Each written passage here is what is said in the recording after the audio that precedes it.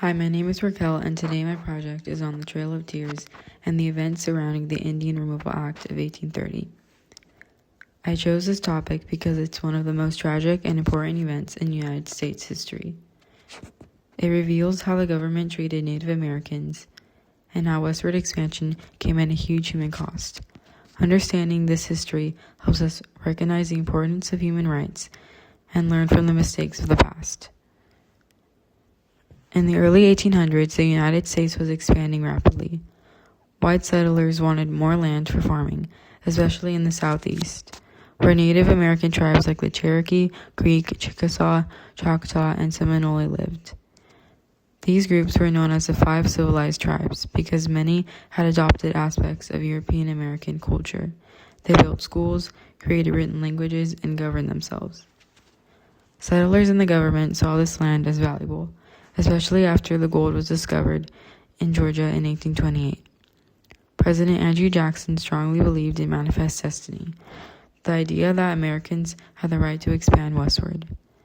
Jackson argued that Native Americans were standing in the way of progress. In 1830, Congress passed the Indian Removal Act. This law forced Native Americans living east of the Mississippi River to relocate to land in present-day Oklahoma, which the government called Indian Territory. The Cherokee Nation tried to fight back peacefully. They took their case to the Supreme Court in a famous case called Worcester versus Georgia in 1832. The court ruled that the Cherokee Nation was a separate community and that Georgia's laws had no power there.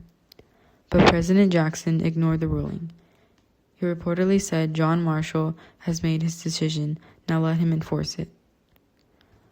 Large-scale removal began in the early 1830s.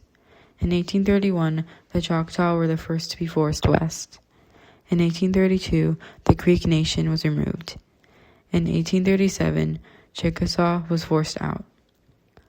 From 1838 to 1839 is the Cherokee removal, which is also known as the Trail of Tears. Seminoles resisted in Florida, leading to the Second Seminole War, but many were still removed. The Cherokee were rounded up by the U.S. Army and placed in stockades. Then they were forced to march about 1,000 miles to Indian Territory. They faced harsh conditions, hunger, cold, disease, and exhaustion. About 16,000 Cherokee began the journey. Nearly 4,000 died along the way. Elders, children, and family suffered terribly. Survivors remember this as the trail where they cried. The result of the Indian Removal Act was devastating. Native Americans lost millions of acres of their homeland, tribal communities were separated, and cultures nearly destroyed. The U.S. gained southern territory that expanded agriculture and slavery. Today, the Trail of Tears is recognized as a major human rights violation. The U.S. government has since apologized, but the long-term effects still impact Native nations today, including struggling for land rights, sovereignty, and the cultural preservation. The Trail of Tears reminds us that progress should never come at the expense of people's rights. I chose this topic because it's important to remember those who suffered and to acknowledge the injustices that shaped our country.